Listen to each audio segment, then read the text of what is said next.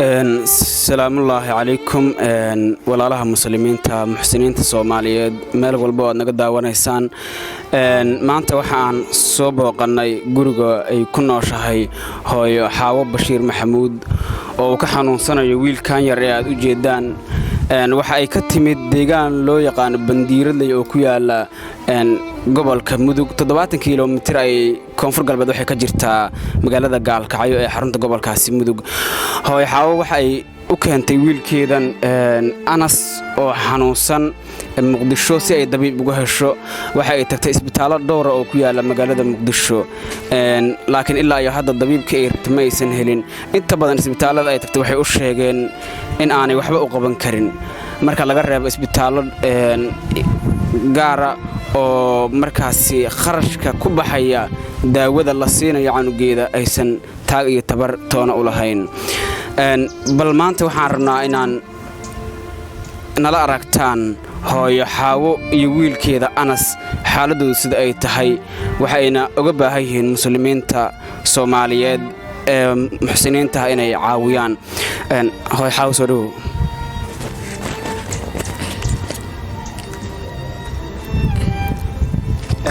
waxaad bal ka warantaa Anas xaaladiisa Anas waa nin xanuunsan waxa isbitaalo badan aan geeyay waxna hadda waxay yiraahdeen ama awoodno uma qaban karno waa tahay bal Anas intee laga hayaa Anas waxa laga sheegay xanuunkan loo yaqaan neerba laga sheegay wadamadaas marka mooyeen wadamadan hadda waxay yiraahdeen waxba uma qaban karno markii hore Anas intee xagee laga keenay deegaankee xanuunkan oo markuu dhacay uu joogay muddo intee laga ayuu xanuunkan dareemaya xanuunkan muddo sanad iyo 5 bilood buu dareemaya waa tahay wax oo ma jireen dabiib hore oo helay hadii uu cudurkan soo laabtay iyo xaaladiisu siday ahaan jirtay muddadaas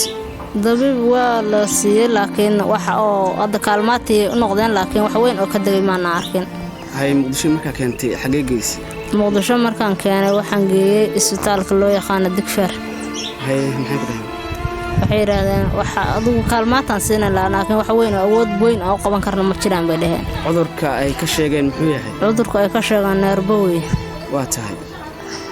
wadamadaas hadii loo gudbiyo waxay yiraahdeen ninkan wax ka qabad uu lahaan lahaa laakiin hadda wadamadaas uma fududo wadankay ku dhaheen la geeyo wadanka waxay yiraahdeen Turkiga la geeyo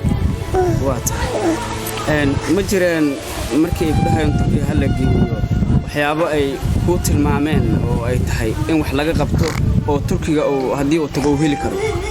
way tahay waxyaalo uu heli karo weeye neerbayaasha surka ah bay aad caaq ugu jiraa bay yiraahdeen hadii wadamadaas la geeyo way waxa sida uu dhaaman lahaa bay yiraahdeen ayuu wax daawooyin kaalmaatiga ay ku soo siiyeen maxay hayeen daawooyinka ay soo siiyeen waa sharoobooyin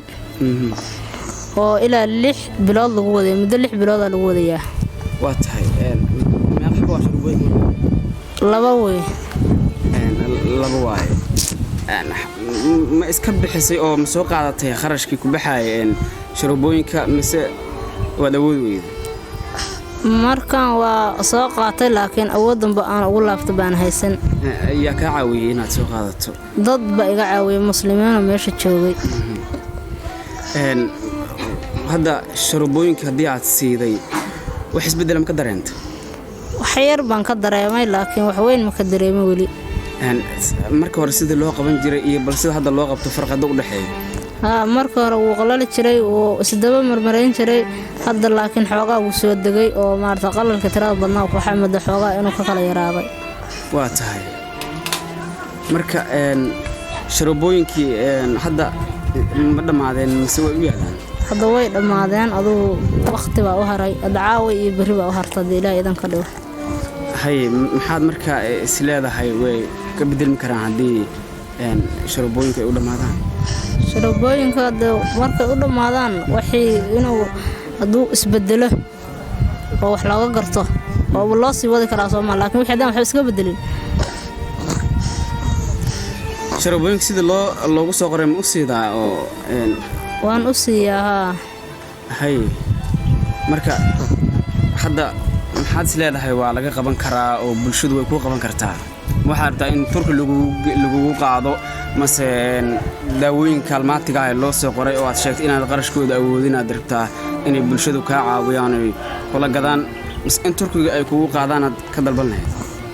bulshada meesha ilaa qayr hasiyo meesha hadda turkiga haday la ii awoodana in la ii qaado diyada loo heli karo awood loo heli karo hadii caawin oo ay tahana in la caawiyo wataa bal qoyska wiilka iyo xaaladiina nololeed sidee ahayd marka dad iska reemiyo iska xal dhaqataa ahaayeen wax weyn aan haysan xoolina abaar baa qaado wataa hadda deegaanka abaara ka jirto xoolihii haddii wax markaasi bisha hadda haddii sharoobada ka dhamaato qoysku ma heli karaan waxay ugu soo gadaan sharoobadii maya haway yaraatay wax ay heli karaan lama arko maxaa ku qorshaysan marka haddii sharoobadu ka dhamaato maxaa samayn lahayd oo qarashna uu soo gaaro maxaa idin qorshaysan waxaa noo qorshaysan inaan wadanka dadka ka soo qaadano wixii gacalka inaan u dhex galgalno bas leedahay haddii aad qoyska aad dhex gasho waa ka soo heli kartaa wixii caniga sharoobo loogu soo gadi lahaa maya wax weyn oo hadda la heli karo maaha laakiin ku qabsata waa la qaataa waa tahay marka ugu dambeyn maxaa baaq u diraysaa ummadda Soomaaliyeed waxaan u dirayaa wixii muslim inay ii soo caawiyaan ilmahaas iyo waxay iigu qaban karaan iigu qabtaan aad u mahadsantahay daawadayaal muuqaalkan oo idiin soo gudbinayaan koox dhalinyaro ah oo u damqatay xaaladda ay hooyo Xaawo iyo wiilkeeda ay iskula sugan yihiin oo iyaduna ay ku dhib qabto asagana uu xanuun dareemayo waxay idinka codsanaysaa hooyo Xaawo inaad soo garab istaagtaan oo aad caawimaad u fididaan bal lambarada lagala soo xiriiri doono dadku ay ku caawin doonaan ay idin sheegaysaa hooyo Xaawo bulshada lambarka ay kala soo xiriiri karto lambarka furo 6 waaye eber 6 83 waaye furo 6 waaye eber 6 83 furo 7 waaye 50 25 yaa wata marka lambaradaas yaa kala wata lambar aniga wata lambarna maamada xaafadda joogtaa wadata haddii aan iscaawinno oo aan garab istaagno keena dhibaataysan ilaahay ayaa noo gargaaraya waxaana ka badbaadaynaa masiibooyinka adduunyada ka jira oo cudurkan dadka aafaynaya ee corona uu ka mid yahay aan isu gargaarno garab istaagna aan is siino waa mahadsantiin